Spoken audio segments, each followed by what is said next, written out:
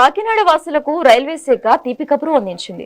కాకినాడ మైసూరు మధ్య నూతనంగా ఏర్పాటు చేసిన రెగ్యులర్ రైలును కాకినాడ ఎంపీ తంగెళ్ల ఉదయ్ శ్రీనివాస్ జెండా ఊపి ప్రారంభించారు. ప్రజల అవసరాలను గుర్తించి ప్రయాణ సౌకర్యాలను మెరుగుపరచడంలో కూటమి ప్రభుత్వం ఎప్పుడూ ముందుంటుందని ఎంపీ అన్నారు.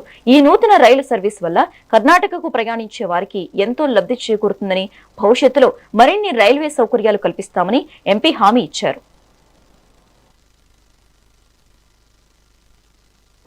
కాకినాడ టౌన్ నుంచి మైసూరు వెళ్లే ఎక్స్ప్రెస్ ని ఇనాగ్రేట్ చేయడం జరిగింది.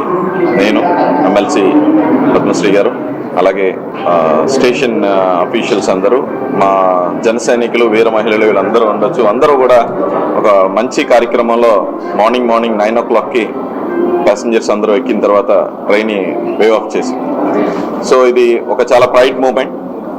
దీనివల్ల అంటే కాకినాడ టౌన్లో మొదలైన ట్రైన్ రాజమండ్రి, సామర్లకోట, రాజమండ్రి, నిడదవోలు, భీమవరం, అలాగా విజయవాడ, హైదరాబాద్ అండ్ మైసూర్ వరకు, అంటే మీరు గమనించవచ్చు సుమారు 32 స్టేషన్లకి, అంటే వేలాది మందికి ఉపయోగపడే విధంగా ఈ ట్రైన్ని పర్మనెంట్ చేయడం జరిగింది. 450 నుంచి 150కి తగ్గించడం, అలాగే 950 నుంచి 450 రూపాయలు, 500 రూపాయల వరకు తగ్గించడం, అంటే ట్రావెల్ చేసే వేలాది మంది ప్రజలందరికీ కూడా వినియోగించుకునేలాగా అండ్ హెల్ప్ అయ్యేలాగా, యూజ్ అయ్యేలాగా, అంటే స్టూడెంట్స్ వెళ్తారు, ఇందులో ఫార్మర్స్ వెళ్తారు, అలాగే మన బెంగళూరులో ఉన్న, లేకపోతే హైదరాబాద్లో ఉన్న పిల్లలు చూడటానికి పేరెంట్స్ వెళ్తారు, లేకపోతే ఉద్యోగాలు చేయడానికి వెళ్తారు. వీళ్ళందరికీ కూడా ఎంతో భారం తగ్గించి ఈ ట్రైన్ పర్మనెంట్ చేయడం జరిగింది. కాకినాడ పార్లమెంట్లో 4 అమృత్ భారత్ స్టేషన్స్ ఆల్రెడీ 75 కోట్ల రూపాయలతో సామర్లకోట, తుని, కాకినాడ